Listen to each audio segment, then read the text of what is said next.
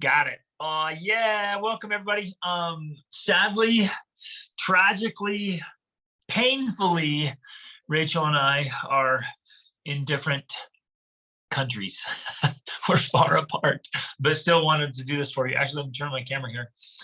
Still wanted to have this meeting and talk about this such an important topic and so many cool things going on. Wow, and Rachel has the Northern Lights behind her in lieu of our upcoming trip to Norway in less than a month. Yeah, we're going to be seeing the Northern Lights in Norway up above the Arctic Circle. But welcome everybody, glad you're here. This is so timely. This topic is so timely because there's so much going on and so much noise, particularly, and I would say pretty empty noise, hollow noise. There's a lot of noise and not a lot of research. And I love this book, Boys Adrift, because Leonard Sachs gives all kinds of facts and science and research behind, and he even addresses it in the book. If you guys are listening to it, reading it, I highly recommend it. He talks about how it's like all these people are just talking about like gender's just kind of a choice, or gender is just, and he even brings it up. He's like, all these people are saying that gender is a social construct. Man, they do not understand the science. And so I want to dive in today, particularly with it. Hold on. Oh, go for it. We have to interrupt like this way now. Is this microphone working? Yep. Okay. Well, I just. Good. You look good. Thank you. I just want to add, not only is it's not the point that, gender is not a social construct, right? I mean, that's not the whole point of this conversation.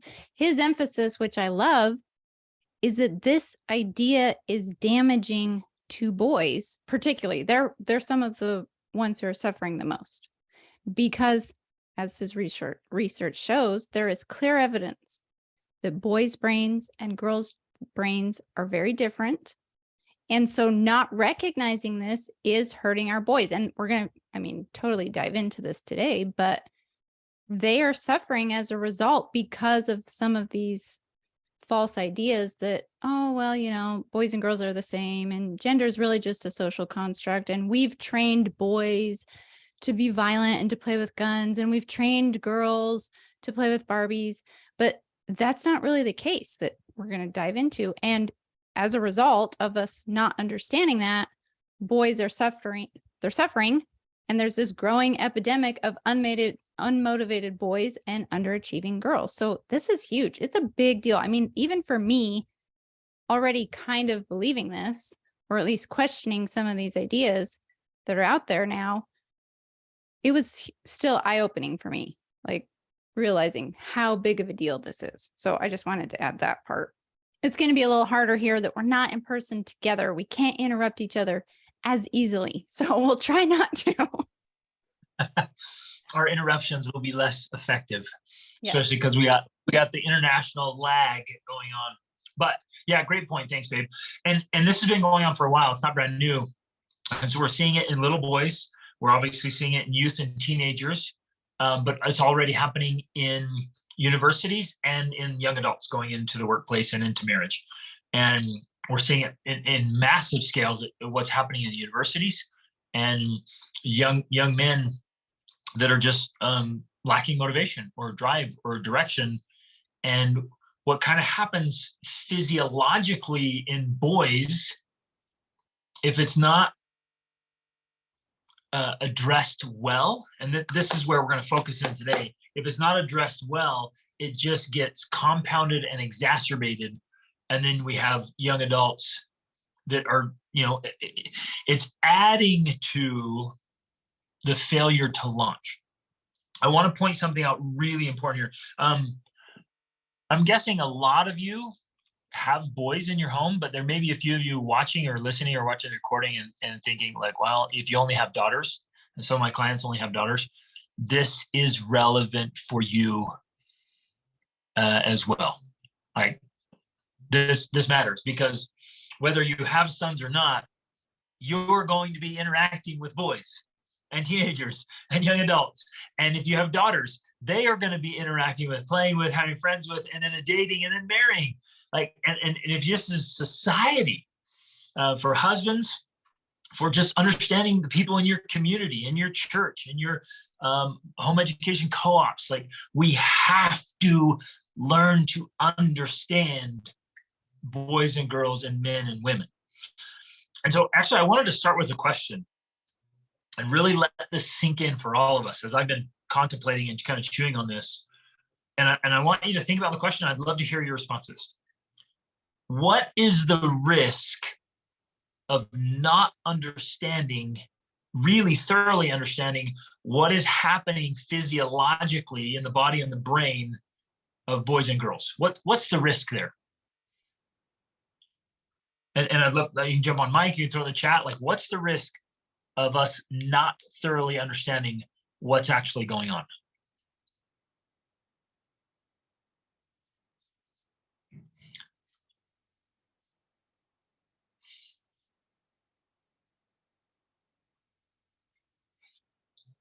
Anyone? I'll go ahead and start.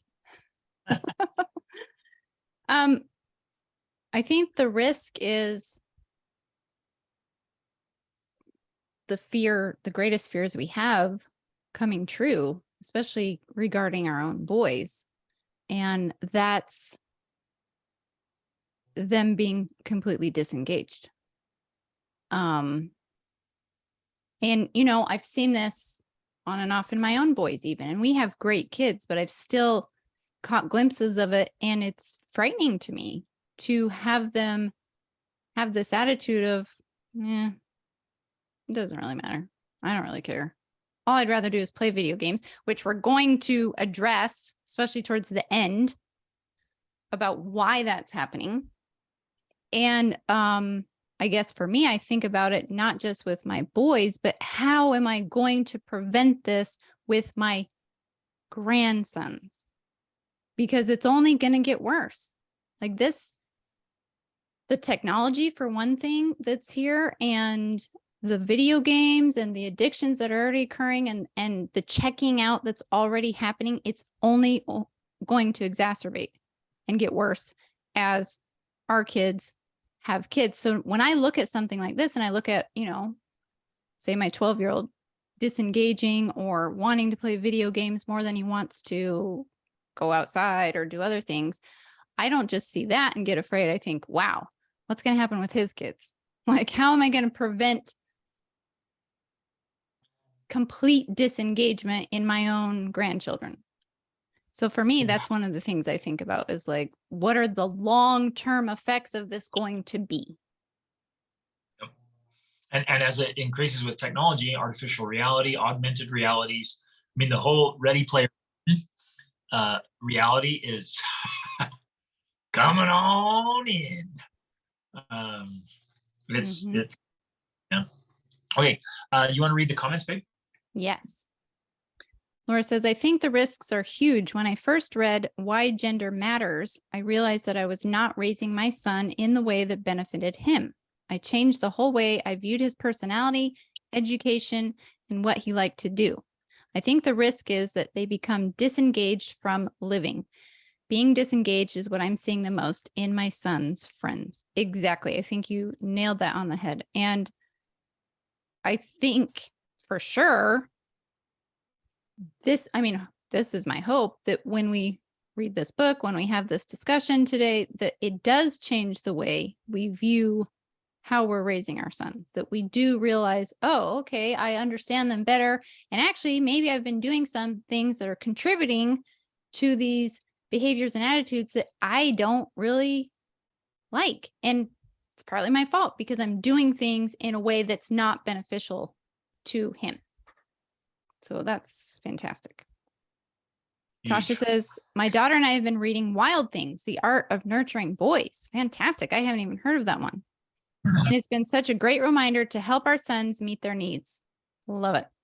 I have much to learn. We all have much to learn. So that's why we're here. And just to be clear, like to state the obvious, it's not that we're neglecting girls. that'll come up. We'll do a different thing for that. This is just, we're gonna lean into boys here. So this isn't like the Boys girls are are better. good. We got it. We're just gonna focus on the boys. That's not the case. We're just gonna focus on boys, then we can focus on girls. But this is relevant and happening right now, and it needs to be addressed. The other comments there, Baleen says the first thing I think of is health, right? It's focus and health as in holistic health, physical health, of course, but also mental and emotional health and spiritual and social health, all being threatened right now. Tasha says, I think society in general tends to shut down the natural ways that boys learn and develop. Yeah.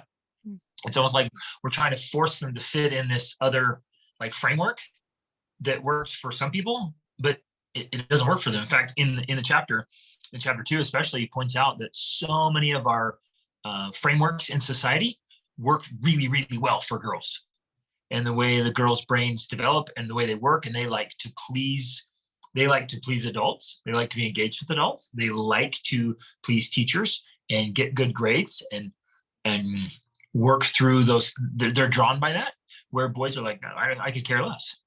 And it's not that the boy's broken. It's not that the boy is apathetic. It's not that like he's just some lazy slob.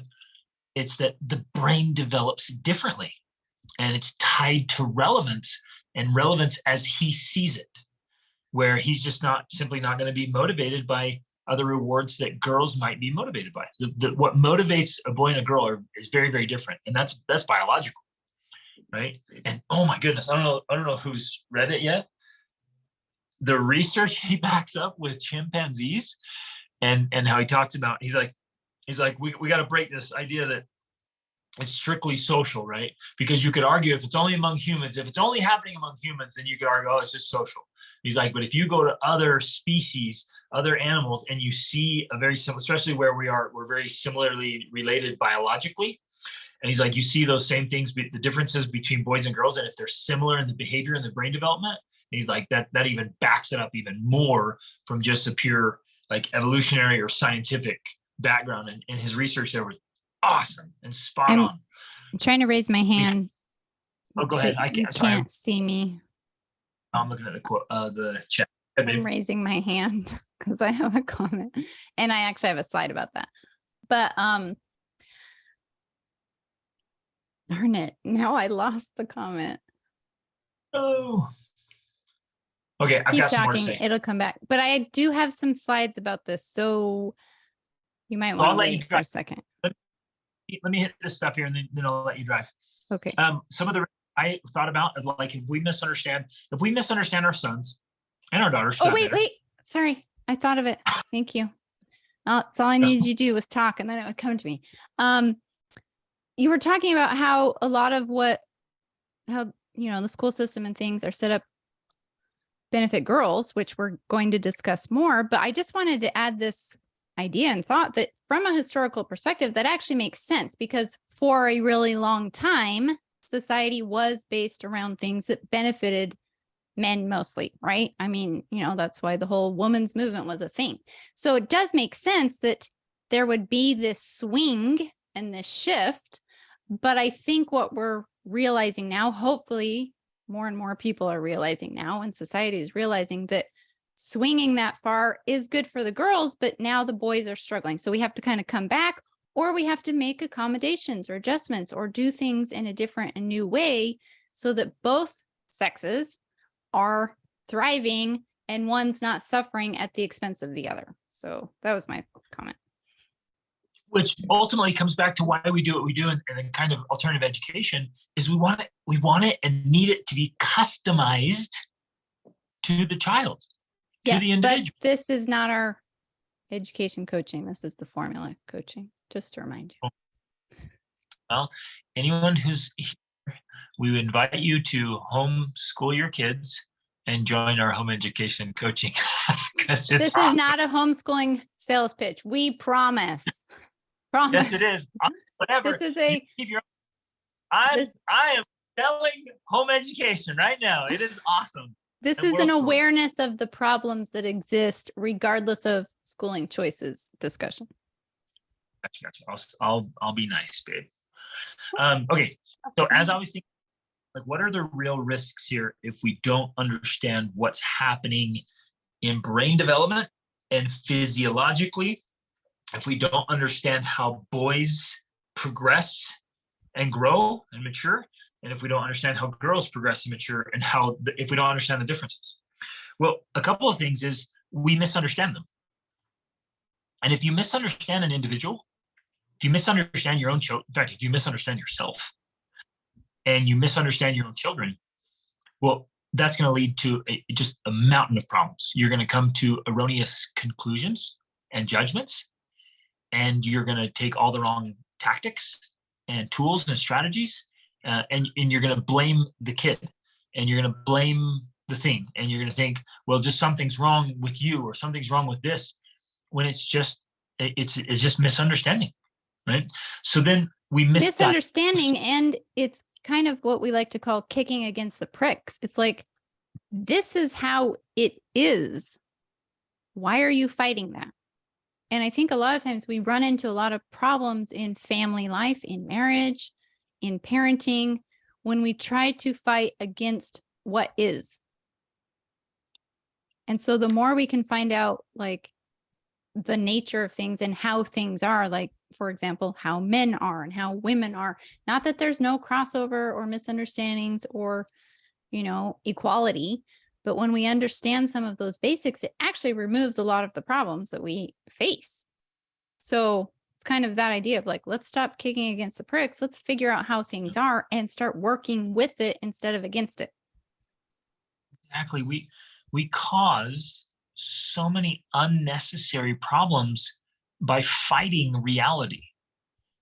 I remember when we were, or maybe you guys can relate to this, when we were first married, I remember thinking, like, why does she do that? And she would be like, why does he do that? And you almost just in ignorance think, why? And when you say it out loud, it sounds stupid, but what you're thinking subconsciously is, why aren't you more like me? Why don't you handle this situation like I would? Why aren't you thinking about this like I think about it? Why do you do that? And it's because we don't understand the differences. And then once you understand the differences, some people still fight it. They still fight reality. Still like, yeah, well, what? Come on. But when you just stop kicking against the pricks and you stop fighting, you're like, okay, this is how my daughters are, and this is how my sons are. And then it goes into individual. One son might be this way, and another son might be this way. Still boys, but different, unique. We have 3 sons and 4 daughters. They're all different. And we have to understand that. So we misunderstand, we misdiagnose. If we don't understand what's happening, we say, oh, well, this kid's experiencing this, or this daughter's this, or this son, or, oh, boys are like this. Oh, teenage, I hear this with teens. Oh, teenage, the hormones. Well, no, it's not hormones at all. It's actually a change in their brain. But we blame hormones because that's the societal thing to do.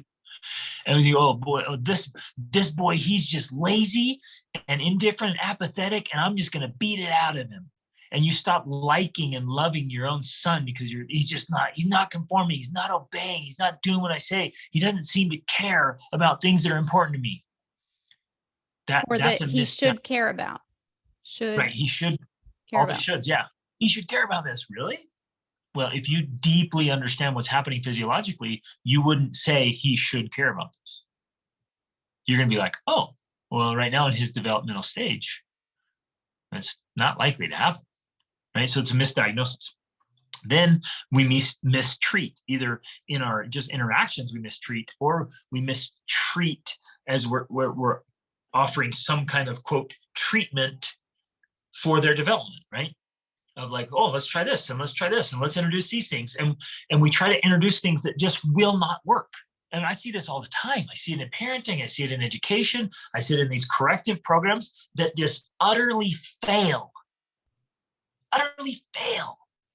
because they're mistreating. They're just trying to take this one thing and force it on an individual. It's like, no, that'll never work, right? And we misdirect. So we're trying to give guidance. We're trying to help, like, oh, this will help, or this will help. But if we don't understand what's happening cognitively and physiologically, then we're misdirecting. We take someone, oh, well, let's go this way. And it's almost, it's often the exact wrong direction, but it's because we don't understand what's happening. And so we have a lot of needless conflict, a lot of needless friction, a lot of stuff. So anyways, I really wanted to emphasize that, like, this is why this is so important. We have to understand what's going on. Okay, all you, babe. Yeah, so we're going to originally I was going to try to discuss this entire book, but I realized that was not going to happen because there's so much great content in here that we're going to end up discussing the first 2 chapters this session. And we plan to, if you guys want, which, hopefully you do, to discuss this book over the next, I don't know, potentially 3 or 4 workshops to really dig into things, like to really understand an issue, so that when we are facing something like, how do we help our boys to care, or why have they stopped caring, and how can I create real change? Like, we can actually have some real solutions, and it's not just in one hour session of like, here's a fire hose, here's everything. And then you're like, oh yeah, okay, that was great. But if we discuss it over, multiple sessions, multiple coaching sessions, then we can pick up a lot more information and make it a lot more applicable, usable over a longer period of time. So that's kind of our plan here. Hope you like it. And so, can I jump? Yeah. Rach, can I jump more relevance? I was just thinking about a lot of grown men. A lot of grown men are still struggling with boyish challenges and problems. So this isn't just for your boys. In fact, maybe you don't even have boys. This is for husbands too. And I'm assuming that most of the wives and moms are watching, but you dads who are watching too, it's for us as well. Because once we understand what was happening as a boy and what still happens as a man, but maybe some things that happened as a boy because of misunderstandings, and many men are still carrying these burdens, or in some cases even wounds or scars and conflict. Maybe we came to some conclusions as young men or boys that's still just grinding us. And understanding this, you go, oh man, that wasn't at all how it was supposed to be experienced. And I don't have to hold on to that anymore. Or I don't have to keep perpetuating that now as an adult. So I guess I really want to emphasize this. Understanding it now, for the reason we cover all this, and it's worth doing multiple sessions so that we understand men and boys across the board. And this kind of relevance and understanding, man, helps us in every kind of interaction in life. Yeah, well, because some of the things we are going to cover today are talking about this idea that boys are actually picking up ideas at a very young age because of school systems and other societal systems. And they're forming ideas that they don't update. And Greg and I sometimes call this updating your apps, right? Like on our phone, we regularly update the apps so they keep functioning, they keep working. But as children, we install apps in our brain, so to say, and sometimes we never update them.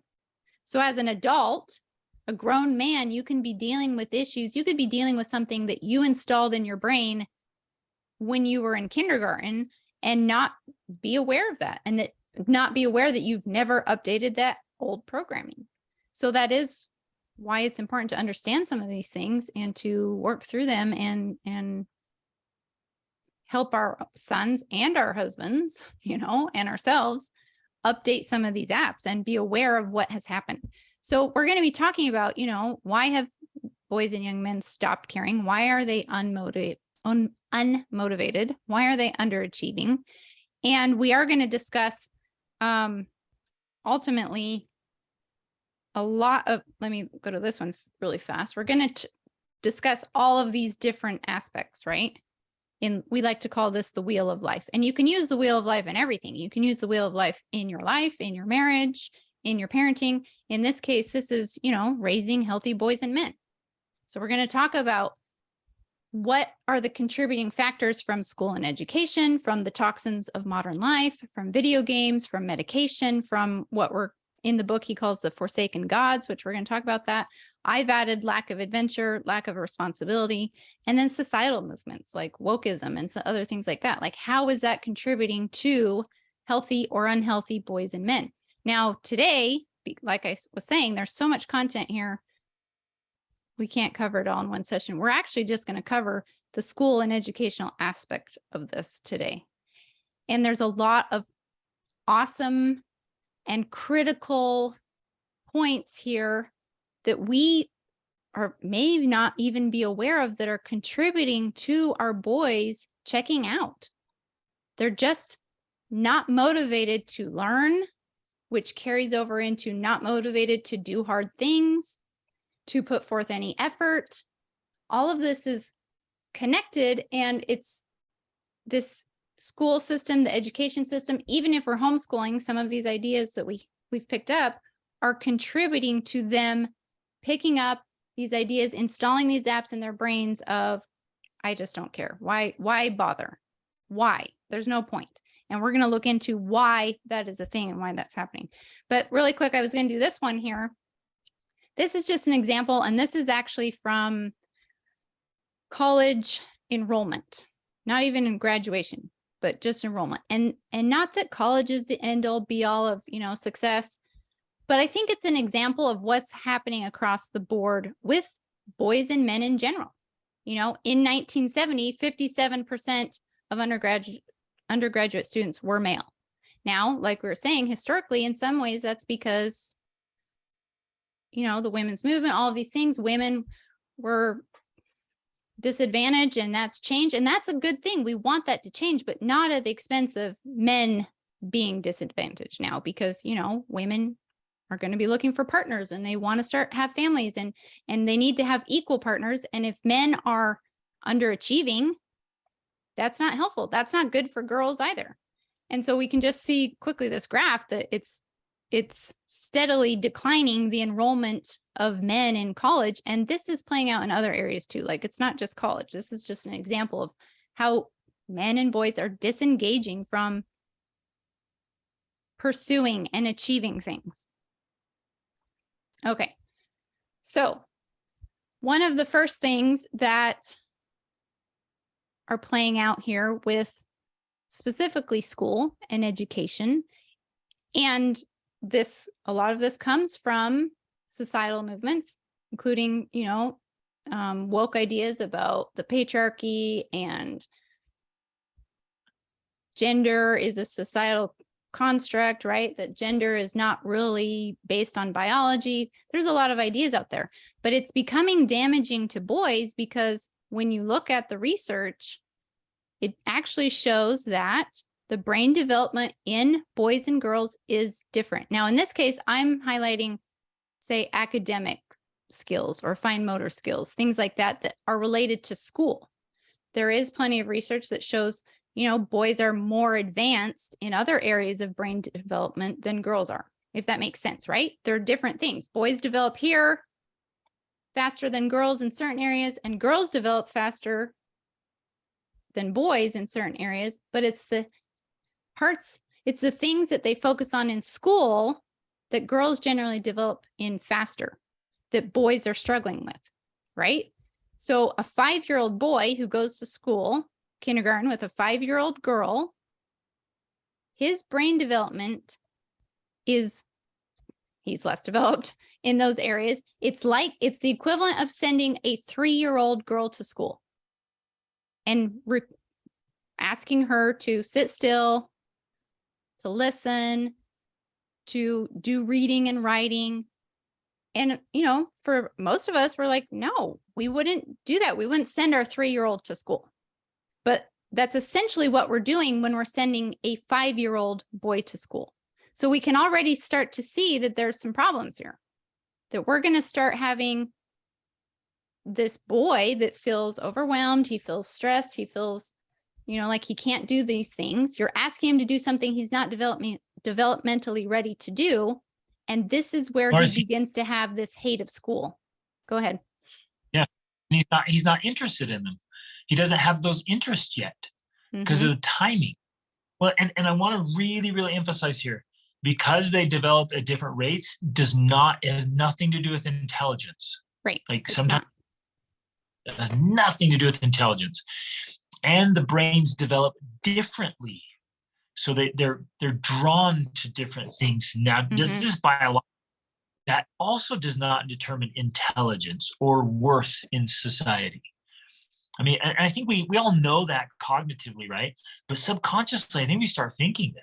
It's like, oh, well, this kid doesn't do so well on tests, or he's not doing very well in this setting.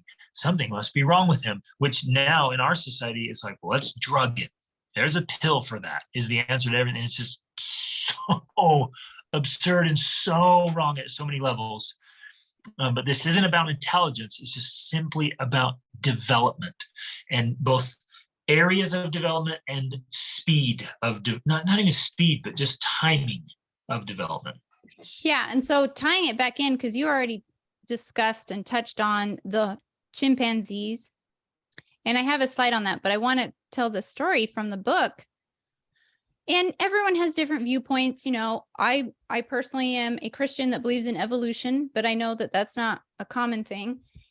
But I think that there's a lot to be learned from making these connections to nature and our closest relatives in nature, because it gives a backbone to the argument of people who are saying, well, gender is just a social construct.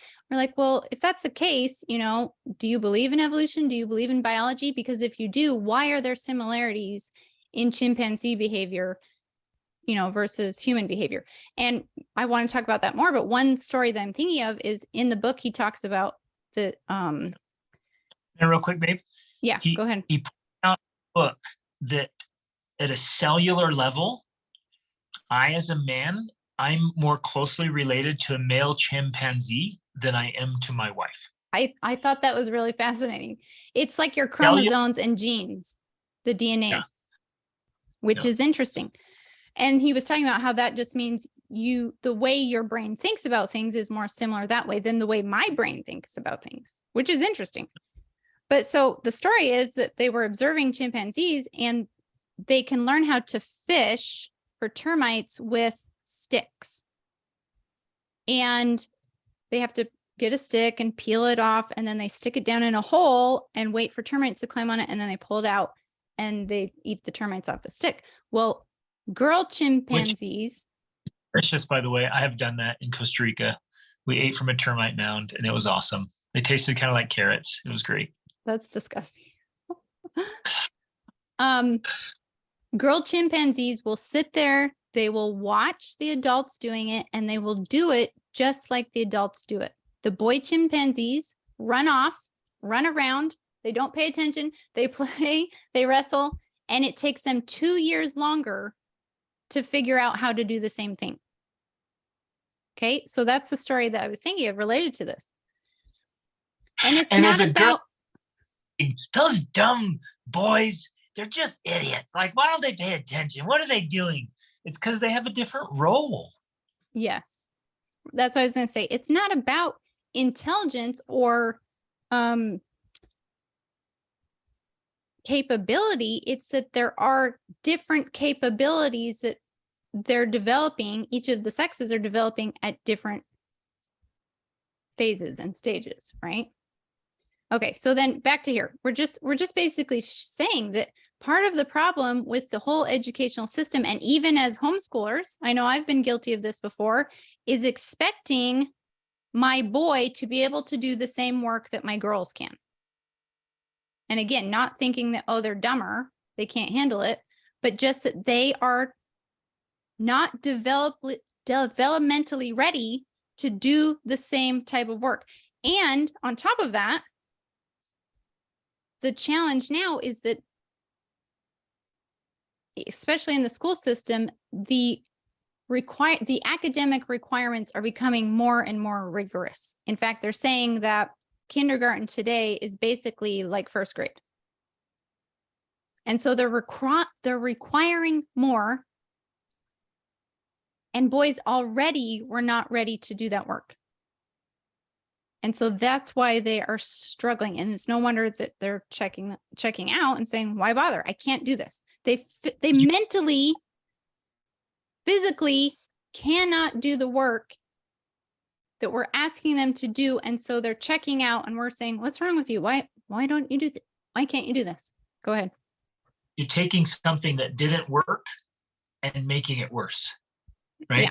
It didn't work before, and now they keep moving it up earlier, younger, and just thinking, oh, across the board here, like you're 5, let's go. And that's just absurd. Again, it's circling back to totally misunderstanding or being completely ignorant of this entire process. And so we keep trying these methods. Somebody's just sitting there somewhere thinking, oh, we should do this. And somebody in some office, maybe probably a woman.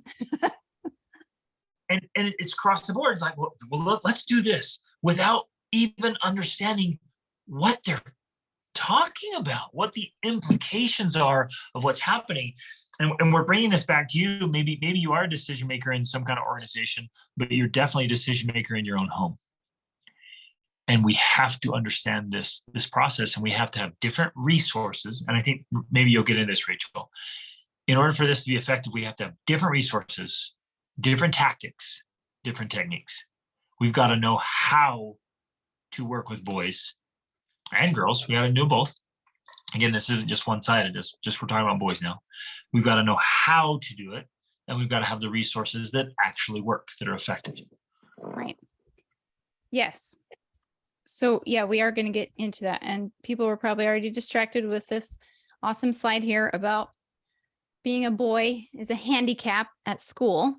But I just want to emphasize this point because I don't think we fully understand how true this really is, that when you look at all this research, it is showing that just simply being a boy, regardless of your race or your socioeconomic status, that is a disadvantage at school as much as if you were raised in a low-income household. Now, we all, intuitively know that being raised in a low-income household usually means lower educational, what am I trying to say? Like the educational outcomes are not as good.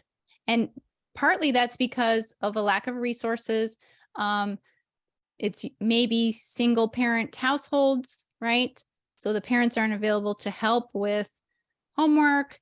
They're also not usually college educated, so they have even a more limited vocabulary. So they're not talking to their children about as many ideas and using as many vocabulary words. All of this has a role, and it plays into overall educational outcomes for the child. So that's a disadvantage. But this research is showing that it's about the same disadvantage as being a boy. That is huge. Like when I saw this, I'm like, oh my gosh, this is amazing. Because if you're a white girl and you come from an affluent home, well, your test scores are pretty good. And these specific test scores were for writing. If you're low income, it lowers your test scores by about 15 points. But if you're a white boy, you could be in the same family. You could be the brother to this girl. And you have a 15-point difference in your scores just because you're a boy. Now, does that mean boys are stupider? No. What it means is that somehow the system is not working for the boys. And we're going to talk about many of those reasons of why it's not.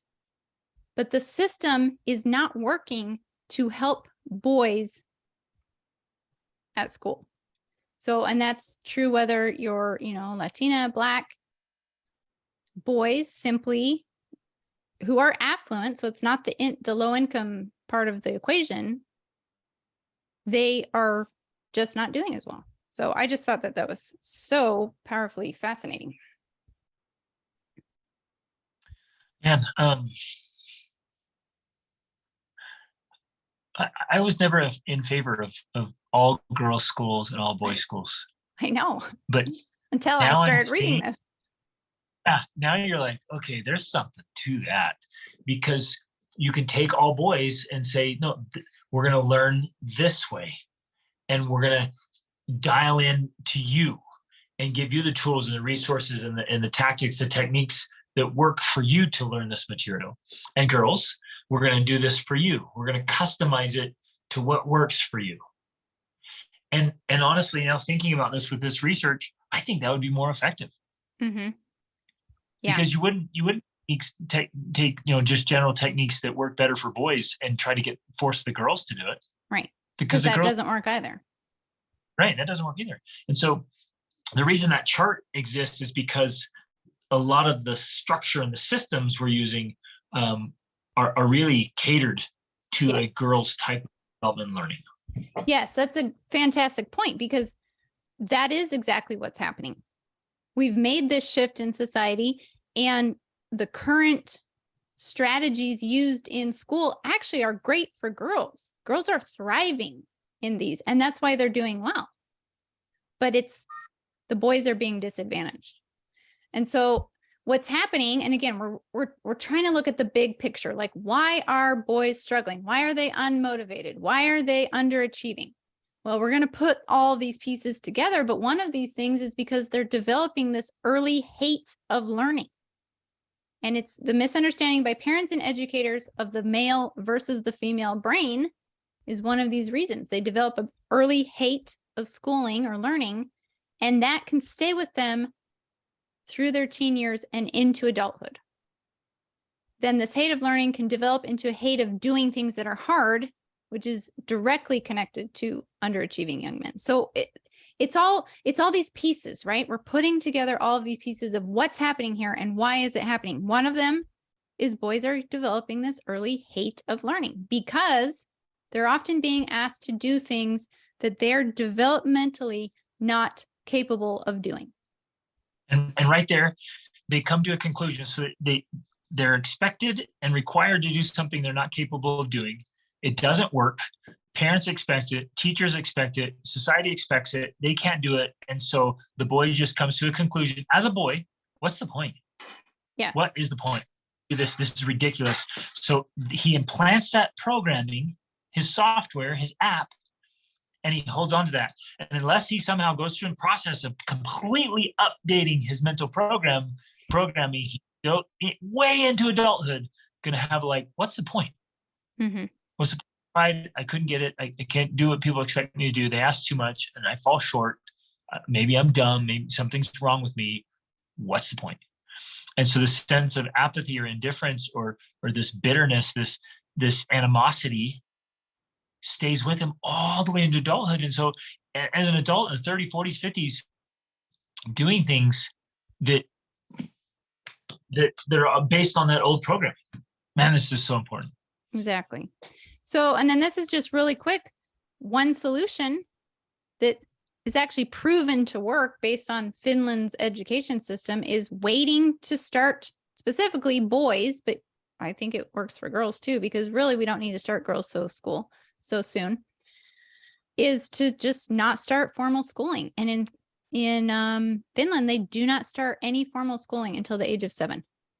And they actually have really motivated students who are fantastic at learning and test at some of the highest scores in the world, because they're able to do that work when they're ready to do it. When they're developmentally ready, it's easy for them to just do it. They don't have to start them soon in order to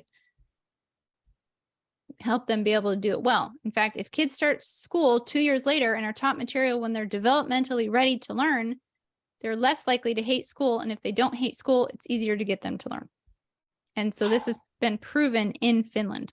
So one solution is start your boys later. And I've seen, if you've already started your boys and they hate learning, we often do an unschooling break. I will literally just stop and let my kids kind of de-school. There's nothing required of them. They don't have access to TV and video games, but they're allowed to just decompress and figure out what they are interested in, what they are developmentally ready to do. So that's just a quick solution on that. Because one thing I don't know if you're going to address this, we jump in here, is we thought the supposition was, or the hypothesis was, that with all this computer learning and all this technology, like, kids would get smarter and smarter. But what they found in medical school, all these medical school students, that they can't wrap their heads around systems in the body, because they have no real world experience. All their learning has been artificial learning, and they're not smarter, they're not better off. And Right. so they're going to do this, like, hey, you need to get your boys, especially, but get all of them, but boys especially, need to have their hands on things. They need to be out trying things, experimental things. So I love this approach of a slow start to learning and relevant hands-on experiences. Right. And that ties in. That's why I've skipped to the slide here, because I think that ties in well with that. Is, yeah, there was a lot more experiential learning previously. And I'm going to talk more about these words. They're actually German words, Kenntnis versus Wissenschaft. I love saying things in German. Kenntnis is like experiential learning. It's like hands-on learning. And Wissenschaft is like, knowledge or facts or figures. But there used to be a lot more of that. But then once computers were invented and people started making comparisons with the human brain, which there are comparisons, they thought, oh, brains are like computers. Well, we can program computers. Can't we just program our brains? And so they started to do, especially in the 80s and 90s, this kind of education that was very like programming, right? And the teachers became these computer programmers. But what they missed, they forgot to compute for, was that emotion and motivation were missing. And for boys especially, those are huge factors for helping them engage with the world. Boys need to be motivated to do whatever they're doing, and they need to have experiential learning, not just facts and figures. So, you don't have to motivate a computer. You can just give it Wissenschaft, right? But all children, but especially boys, need motivation, and they need a lot more Kenntnis. And so actually, let's go back and explain the Kenntnis. It might be like, and a mom, especially from kind of a feminine perspective, and the female brain would be like, well, I'm motivated to, like, have my stuff be nice and organized, and I'm motivated to get good grades, and I'm motivated to do this project well, right? Because a lot of those motivations are to please adults or to please teachers or things nice. And so as a woman, you might be tempted to think, ooh, you should care about this. You should be motivated to do this, just to do it nice or do it well because I asked you to do it. Or a boy's like, just in their developmental stage, they're like, well, I don't care about that. Like, not relevant or important to me. And I'm not motivated to do it so you think well of me. Like, it's just different. And that's actually a great strength. It's a great strength, and it comes in the right timing. But if we're operating from one way of thinking and trying to force it on a kid that, like, doesn't care, it can go really awry. Yeah, exactly. And I was thinking while you're talking that going back to, the chimpanzee comparison, one of the things they discussed was that in most chimpanzee groups, it's usually the female chimpanzees that end up staying within the group. They grow up and then they stay in the group as adults, where the males generally are the ones who leave and go off and find other groups or find mates or whatever. And so the females are a lot more interested in developing relationships with the adults. They care about what the other adults in the group say or think or believe or want them to do. They have a lot more sway with them. And so they're more interested in developing those relationships, where the males, not so much, because they end up just leaving. And I think there is in some ways some similarity, because, it is generally our daughters that are more interested in staying close and being around the family and being around the parents, where the boys go off and they start their own family and that's it. They don't need to call mom. So I think that's very fascinating as well. That's another similarity there. Okay, back to the the Kenntnis and the Wissenschaft here. So one of the things, and I distinction in like Spanish and French, the Latin exactly. languages. It's conocer and saber. It's two different words. In French, is connaître and savoir. Like they're different words. We use the same word for two very different meanings. Exactly. In English, we have the same word that means different things. We don't differentiate it enough. We have know and know. I know Greg. I know grammar. My experience with Greg is experiential, right? And biblical. And biblical, exactly. Well, he actually talks about that in the book. He brings that up. And he brings up, that's why I put the tree of good and evil here, because he brings that up. That the Hebrew word, and it's called the tree of the knowledge of good and evil. But actually the Hebrew word is more similar to the tree of the experience of good and evil. And that to know someone biblically is an experience. It's in sexual relations. It's experiential. So it is that type of knowing. It's a knowing that you participate in and you feel, you see, you touch, all of those things, not sexually, but, experiencing hands-on learning. That's what it's like. And so in other languages, they have different words to talk about those types of knowing, where in English, we just have the one word. So we're kind of at a disadvantage here. But yeah, you're right. It's connaître, it's conocer, it's Kenntnis, in the German, which means to know by experience. Whereas opposed to the other one, savoir, saber, Wissenschaft is to know about something. Like I know about grammar. I know about math, right?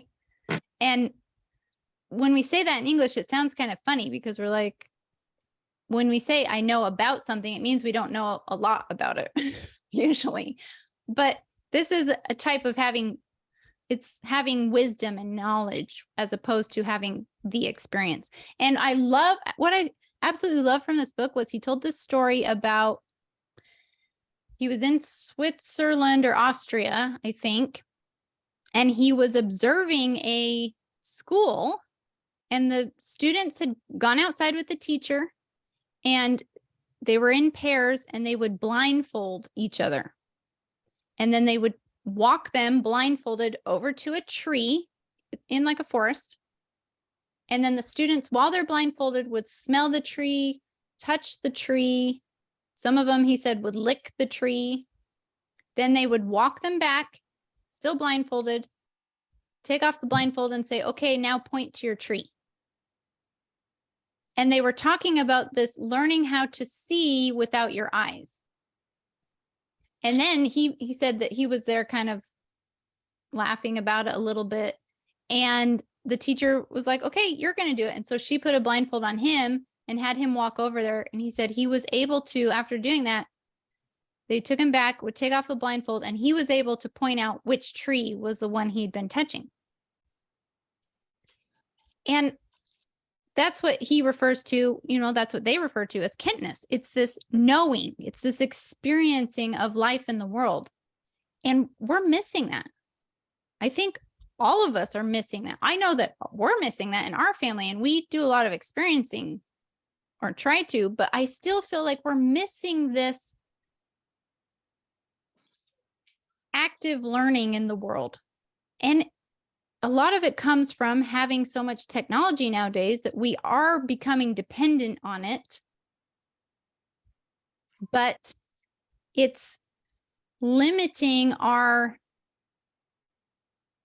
complete and full development, if that makes sense, because there's literally neural connections that are not being made that are they only come with it. Yes. They're stunting growth and development. Exactly. Yes. As cool as artificial learning is, and it's super awesome. We can get so much. It's still artificial. Exactly. Right. It's just watching a video about Nepal and then going trekking. Right. That's the difference. Well, and back to the example you gave of these doctors, they're going to medical school and they're still struggling with basic ideas of understanding how the heart works.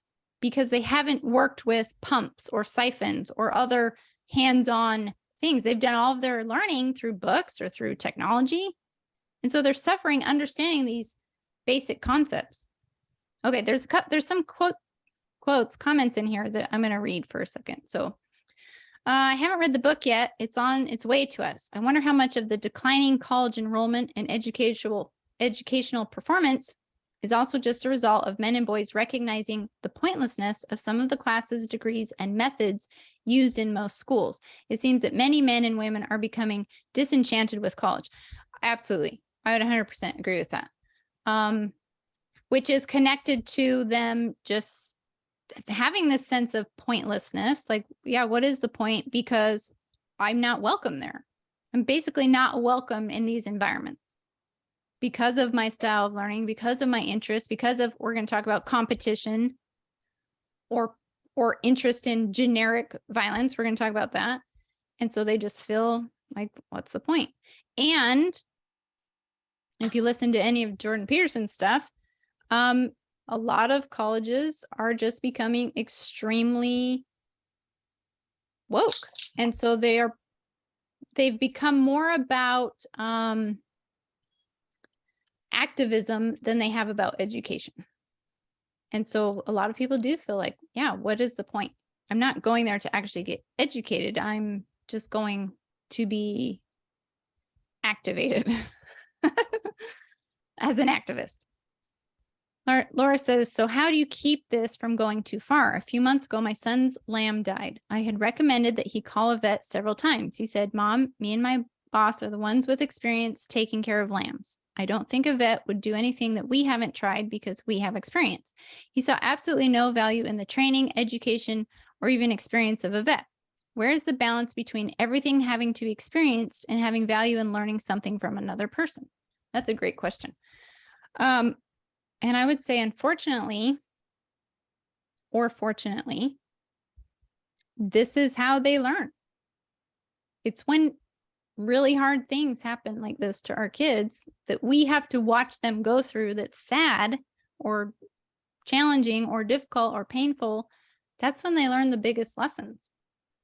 And so a lot of times I'm like, oh, yeah, I tried to tell you to seek out advice, and you had to learn the lesson the hard way. And so while we don't want to be like, oh, good, yeah, it's like, yeah, this is it. This is how you learn this lesson. Go ahead. He specifically talks about that in the book. He said, boys are just driven to this independence. He said, they, where a woman will stop and ask for advice, for directions immediately, drive around for a couple hours lost. And he's like, it's just the nature of men. And you try to teach them, and sometimes they'll listen, sometimes they won't. But he just learned an unbelievably valuable lesson. That was a priceless lesson to not and then have it die. So the consequences are real. And now he knows, man, I think I better ask for advice next time, because the consequence is real. So priceless lesson right there. And we've had those exact experiences happen to our kids where we had animals. We had a dove once that my son had at the homestead where Greg is right now. We've had rabbits die. We've had all kinds of things die. And while it's sad and you think, oh, we should be able to prevent that. Well, no, that's really how we learn. And that's how they learn these powerful lessons that stick with them, is through something tragic happening that they say, oh, yeah, this is serious. Okay. So we did already kind of talk about the. Well, wait a minute. Hold on. There's the comment is continuing there. He still doesn't ask for advice. He's lost so many animals. I guess he's still learning. Yes. Exactly. It's true. And very, very tactfully, with so much diplomacy and respect, you can remind him of that, because he might not recall the lessons, and so there's gentle reminders, but never make him feel bad about it. Never point that out. Like, so he's a slowly developing male. Not that he's slow, but males develop slower. So he's a male following this pattern. in the lessons. So those lessons will sink in. Don't approach, and this is for all of us here. Don't approach, well, I guess all you moms. Don't approach your boys too much with female thinking. Now, obviously, there's massive amounts of benefit and wisdom from female thinking. That's why we're always better together. Rachel's thinking helps me be better and wiser, as does my thinking help her be wiser and better. Because I'll share perspectives that she wouldn't think of, and she'll share a perspective that I wouldn't think of. So that benefit's fantastic. When you're raising boys, make sure you do that carefully, like tactfully. There's tons and tons of value he can gain from your experience of having lived longer and thinking like a woman. That's great. But if you try to force it on him, moms, he'll resent it and resist it. So do it, but do it with so much tact, and then still let him have space to have his own experience. Well, and I would almost say, I mean, if we go back to even like that other slide of comparing a 3-year-old girl to a 5-year-old boy, or a 15-year-old boy to a 13-year-old girl, in some ways, it might be a good idea for us to think, you know what? It could take 2 years for my son to get this lesson, right? My girl's already got it. I got it. It might take him 2 years, and that's okay. That's totally fine. But if we keep that in the back of our heads of like, I'm not going to expect him to get this right away. He develops in a different way. That's fine. It may take him, quote unquote, longer to learn the lesson, and that's okay. It doesn't mean we're letting our boys off the hook here.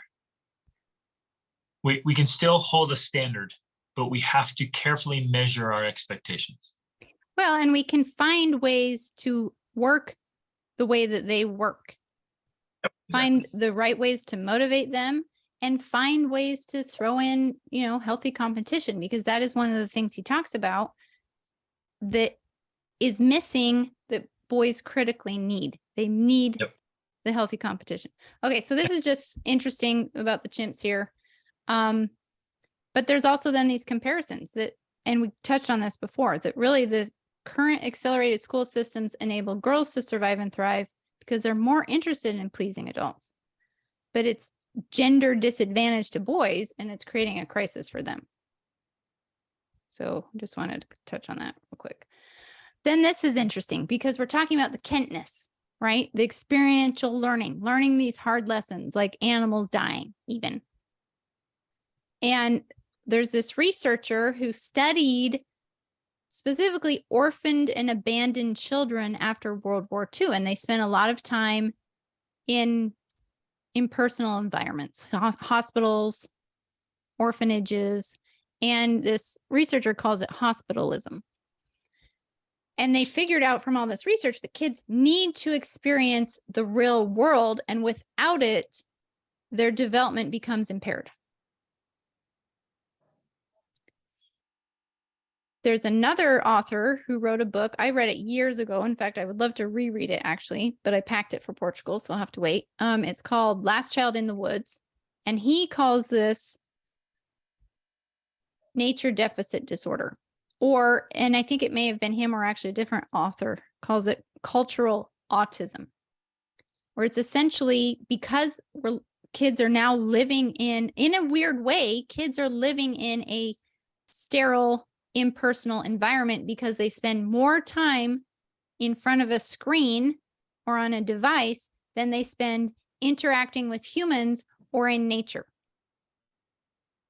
Think about that for a second. I mean, that's huge. And add to that the fact that a lot of school systems or educational approaches are emphasizing Wissenschaft, right? That type of knowing, rather than Kenntnis, experiential learning and knowing. And so it's producing this type of syndrome that's comparable to these neglected children of World War II. They're living in a sterile environment where they're not interacting with the real world as much as they were, 10, 20, 30, 40 years ago. Yeah. Well, and even just look at our homes. Our homes are so much bigger and so much nicer and have everything in them. And we can order our groceries, we can shop online, we can text instead of talk. So we don't have to go out and face a person and Mhm. look right in the face and both the positive and the negative experiences, somebody giving you difficult feedback, or somebody calling you out on your crap, or when you go out and you mistreat someone and they call you out for it socially. Like we're missing so much of that. And so now we stay in our homes and we have more technology. It's just this recipe for this problem. Yeah. And I mean, to be honest, I know I'm guilty of this. I'm the person who orders all my groceries online and everything on Amazon. And like, I don't leave my house out. Now, I do go out and travel the world, but that's more in chunks of time. So it's interesting because I'll go out and I'll travel and I'll have all those experiences. But then when I'm at home, I'm at home. And I'm guilty of this, spending more time working or just being in my house rather than going out and experiencing the world. And so it's just something that we have to be aware of, that all of this is contributing to our own children's development or lack of it.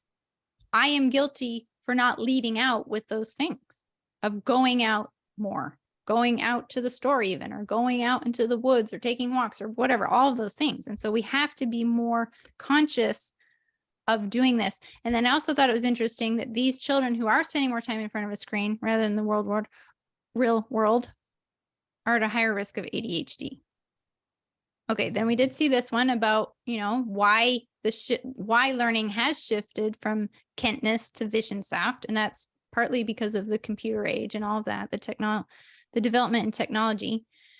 But another aspect that he really talks about is this idea that schools have become unfriendly to boys. And I wouldn't just say schools, but a lot of our communities now have become unfriendly to boys. As a perfect example, okay, we have a 12-year-old son whose tendency would be to be on a screen more often than not. So in an effort to address that, we motivated him to make some money. He used that money to buy a kid-sized motorcycle for himself because that was something he wanted to do. That was an outdoor activity he wanted to participate in. He buys the motorcycle, he rides it twice, and he has someone in our neighborhood stop him and tell him he can't ride it anymore because he doesn't have a license. And he stopped. That was it. I wish I could find that person. I wish I knew who it was. Give that guy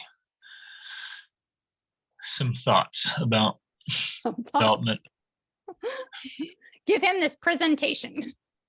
Yes. So we basically have this society that we live in now that is unfriendly to boys. They're not allowed to go out and be boys and ride motorcycles or make messes or throw snowballs or all of these things without getting in trouble. And so let me give you an example, babe. Remember when all the boys in the neighborhood got together and they were making bike yes. paths? It was amazing. Well, that was during quarantine.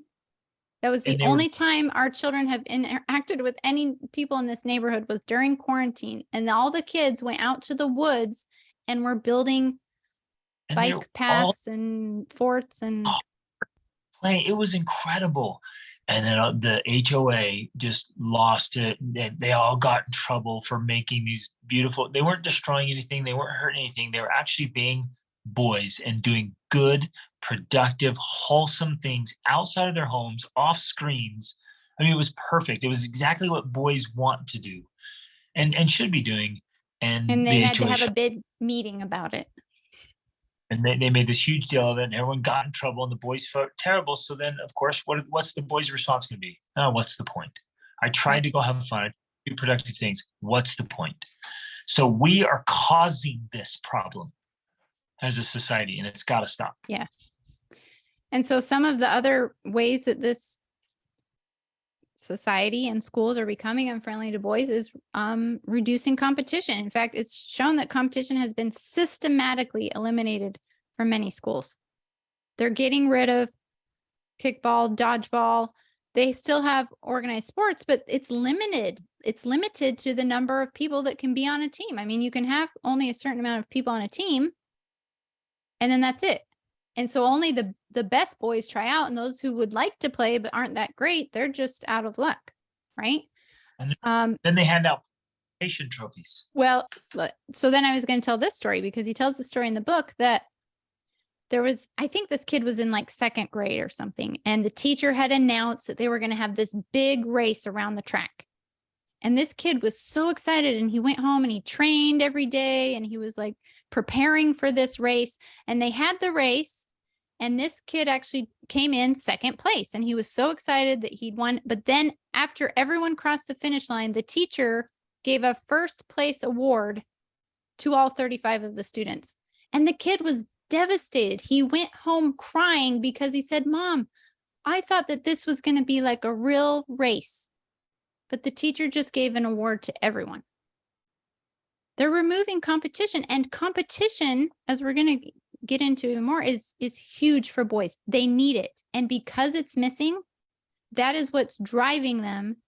Well, especially here at the end, I'm going to say it's driving them to video games. This unfriendly environment is driving them to doing the very things we wish they weren't doing. It's driving them to stop caring about making an effort and to just throw up their hands and say, what's the point? What does it say about our education system if a teacher hands out 35 first place awards? Like, something is seriously off there. Well, and again, if we understand the bigger picture, we see, okay, well, they're worried about self-esteem, and they're worried about people feeling bad. And opposite effect, though. That's important. But what they're learning now is that self-esteem has more value for girls than it does for boys. That it's self-esteem and not feeling bad is something that girls actually need. But boys thrive more with competition. They don't need to feel that they're as good as everyone else. They want to feel that they're actually better at some things than someone else, and that someone else is better than them. And in fact, they've shown that if a boy feels that he's good at something, he doesn't try as hard. He gives up trying because he thinks, oh, I'm already good at this. He tries harder at the things he's not as good at. So without competition, boys actually disengage from school.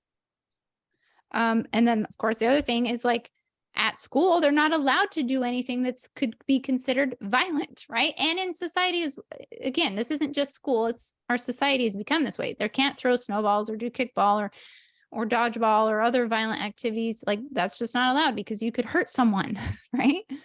And so they have no place to be their rambunctious selves, because that's who they truly are. And they feel like, well, I guess this isn't a place for me. I guess I don't fit in here. Another story I want to tell here. Yeah. So important. Like, each of you has to ask yourself, does your boy have a place to be a boy? Does he have the space and the freedom to be a boy, to make messes, to build things and break things and try things? Does he have that space? And society is just cutting it out of society. I mean, society is removing it completely. It's cutting it out. It's removing any chance for boys to be boys. Mm-hmm. And there will be detrimental generational effects from that. And so you and I, as parents, we have to be so deliberate in making this possible for our boys to be boys, and for our girls to be girls, of course. But we've got to have that space and freedom. Yes, exactly. So one other story I want to tell here is, he talks about how this boy in probably middle school was asked to write a story about whatever he wanted, creative writing.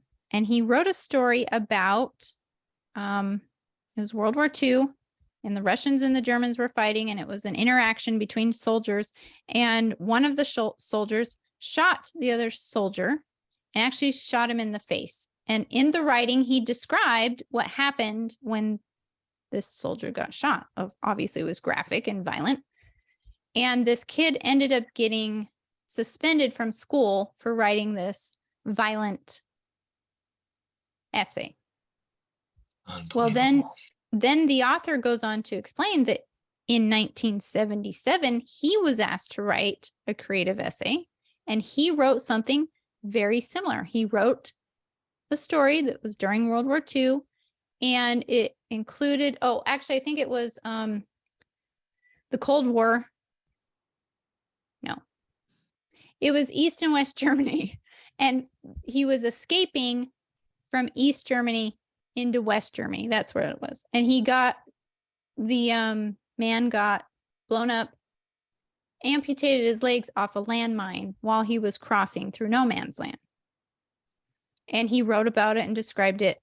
And the author is the one that wrote the story. He won an award for creative writing. And so he uses this example to show how much the educational system has changed, in that two very similar stories written by boys in middle or high school, and yet one resulted in suspension and the other resulted in an award for creative writing. And the main difference was the views that had changed about violence. And a lot of schools have adopted this zero tolerance policy, like no violence at all, no mention of violence, nothing is allowed. In fact, he gives some very extreme examples of like a boy who brought a little toy G.I. Joe gun to school and got suspended because he brought a replica of a gun to school. And he's like, I know these are the extreme cases, but these are the things that are happening. Some other boy ate his Pop-Tart into the shape of a gun and then was pointing it at kids, his Pop-Tart, and he got suspended. Unbelievable. And so he goes into the fact, why these rules have come about. Yes, there's been school shootings. There have been very horrible things that have happened at school, and teachers, obviously, and parents want to prevent those types of things. But he talks about the difference between generic violence and personal and threatening violence. Generic violence is like, if you're writing or reading about World War II, well, there's going to be violence involved because it was a violent time period. Same with the Romans or, the gladiators. Anything that historically that occurred that had violence, that's generic violence because it was violence that happened. Personal and threatening violence is if you write a story about, well, this actually happened. One of the Columbine school shooters wrote a story about a kid who went into a high school and shot up a bunch of people. If you write a story that's connected to personal people, well, that's a different type of violence. And so if you have these boundaries there that are clear, then it's easy to still allow boys to read about, or if they are interested, write about generic violence without crossing boundaries. And this can be a very sensitive topic because a lot of people, and especially moms, and I know I was this way, we just want to eliminate all violence. We think you should just be nonviolent. In fact, I wrote some emails recently, and one of them I talked about that when we started out having children, we had this idea that we were going to raise them to be nonviolent and all these things. And so we didn't allow our kids to have any toys that were weapons. We had no guns, no swords, and which now would be hilarious because our kids have tons of guns and swords, and our son is a stunt man and he does stunt fighting and everything. But, we've grown a lot and changed a lot. But at the time, we didn't allow any weapons for toys.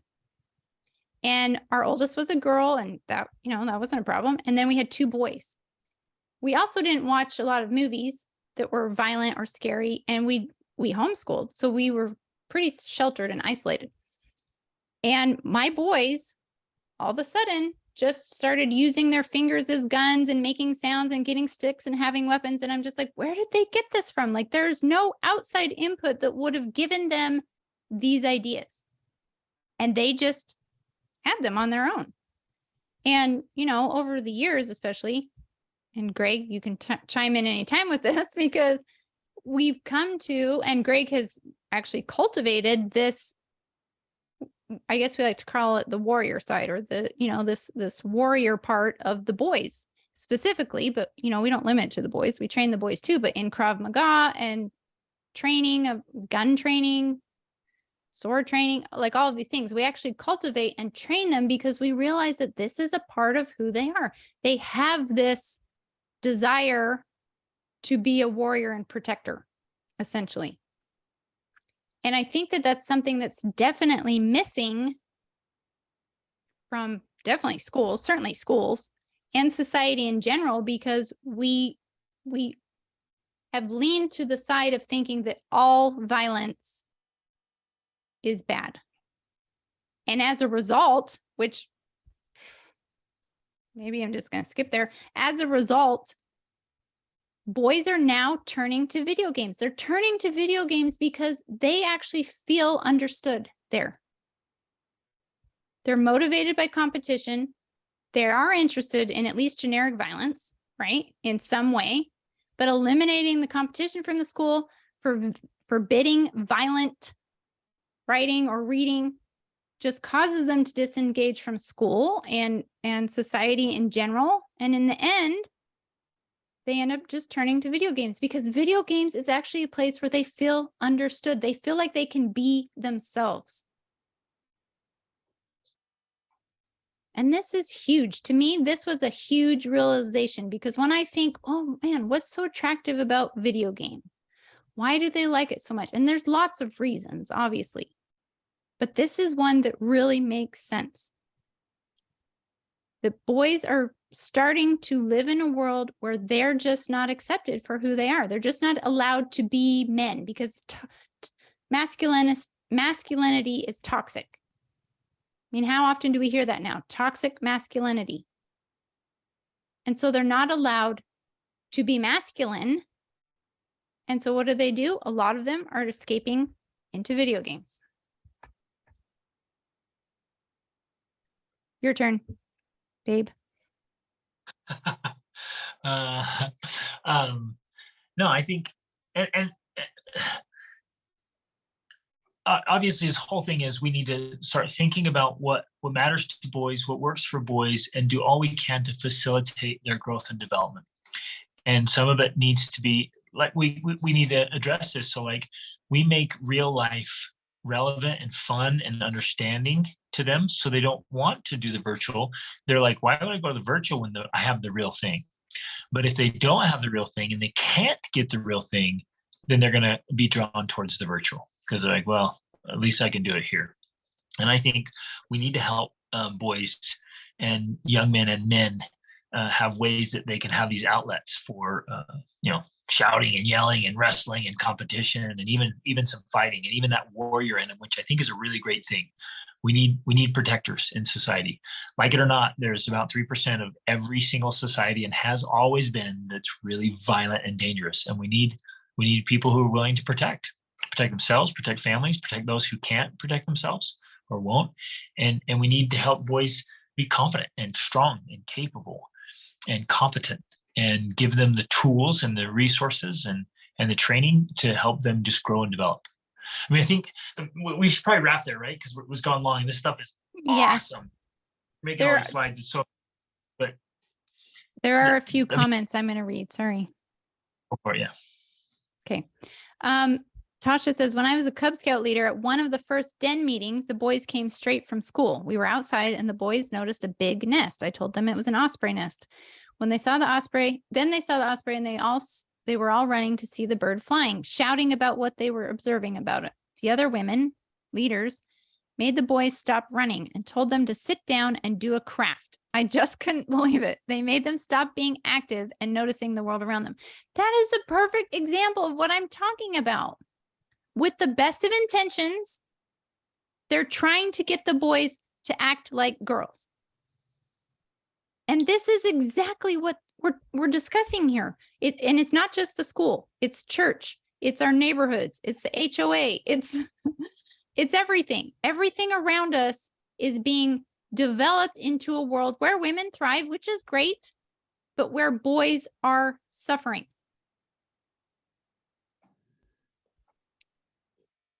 We had to move our homeschooling family out to the country because our 6, 8, and 10-year-old boys were digging out bike jumps and hanging ropes on the next door council reserve. And council was about to fine us after telling us a few times that we needed to keep our kids from doing that. Exactly. Yes. See, That's what's happening. And how wonderful that you actually moved to do something about that. That is perfect. That is amazing because it gives you a place to allow your kids to be kids. They need to be able to do that, especially the boys. We move for things like that too. I've caught my husband telling the kids, boys and girls, to put shoes on outside, stop running with a stick, put a coat on when there's snow on the ground. I struggle with this. Be careful with his be careful attitude towards them to not have to fix something they break or pay a medical bill. Yeah, I get it. It can be tough because we want them to be safe, but we also want them to experience the world and to be kids. I think there's a good point. If we allow our boys to be boys, it will have a financial cost. Yes, it does have a cost. And I think that's one thing I've really appreciated about Greg is that he has always been really good at allowing them to do what they want to do, but teaching them how to do it safely. And so that's the approach I would take or encourage taking, or take yourself, right? Is like, okay, you want to do this thing. Great. You can do this. Make sure to do these things so that you're safe. Because, all of us want to be safe and not get hurt ultimately. So it's like, okay, yeah, do the things you want to do, but let's do it. If you're going to run with the stick, let's make sure the pointy part is, facing away from you or whatever. Like you're teaching them just the skills of how to be safe, because this is one thing people have often commented about our kids and our family is they look at certain things that we do, especially if they see a 3-second clip on Instagram and they think, oh my gosh, your children are so dangerous. You're dangerous. They're going to die. All of these things. When the reality is, no, our kids are actually a lot safer than your kids at doing things because they've learned how to do them effectively, and knowing how to do risky things safely is a lot safer than just doing risky things, right? Okay. A local small town had a boy find his pocket knife in his bag he forgot was there. He turned it into the office and then got suspended. I probably taught him to lie the next time. Wow. Yeah, same experience for us. No TV, no video games. We were pacifists in our community as well in our faith. Amazed how my boys are still, with all that teaching and no access to any teaching of violence, still are attracted to guns and weapons. Exactly. That's been my experience too. Finally came to terms with these reasons you were speaking about with boys when my 17-year-old bought a crossbow and started hunting kangaroos with our neighbor after seeing his satisfaction after realized it was actually necessary for him to do. Yes, that is beautiful. I love that. I like your saying of dangerous good men. Yep. This is so interesting. My husband and sons are phenomenal b-ball players, and they're also really kind. But when they're on the court, they're so intense, borderline killers. I've struggled understanding this. Now it's making sense. Exactly. That is exactly what they're like. That's what my sons and husband are like. Go ahead. Well, no, I love this. I love hearing all these things. This is so great, you guys. And the book I'm writing is called Becoming Dangerous. And I wholeheartedly believe this, that we need really good, kind, gentle men who can be dangerous when it's required. And we do everything to avoid it. But when violence is the only answer, or just strength is the only answer, that it's there, that we can draw on it. And truly good men and great men are actually, they're dangerous men. They're not dangerous to society. They are dangerous to criminals, to things that are wrong or bad, anything that's a threat to the good things in life and family and society. You guys, I love this. Thank you for your comments. Thanks for being here. Thanks for being engaged with us. Hopefully this gives you a big dose of why this is so important, and just the beginning of what we can start to do. So spend time thinking about it. Spend time writing about it. Spend time talking to your husbands about it. Talk to your boys about it. Talk to your daughters about it. One of the guys in my Be the Man Masterclass in Tribe, he got Rachel's emails about this, and he only has daughters. And he started reading, and he's like, this doesn't apply to me. I don't have sons. And then he stopped. He's like, what am I talking about? Like, I have 3 daughters. They're getting these emails. And so he forwarded these emails to his daughters. and they're having conversations about it. Like, this is real and relevant and important. And I would say we all have a moral obligation to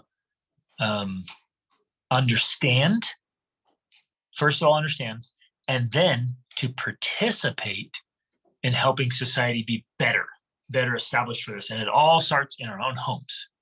And actually, so those of you who only have daughters, this will affect the way you raise your daughters, because you've got to help your daughters understand boys and men. It all fits. It all matters so much. So you guys, thanks for being here. Thanks for being so awesome. Thanks for being engaged. Thanks for caring. Thanks for doing your part. This is so awesome. We're gonna keep going with this because there's so much more. But love you guys so much. Appreciate you being here. And let's go out and let's help boys be boys and men be men. Love you guys. Reach upward.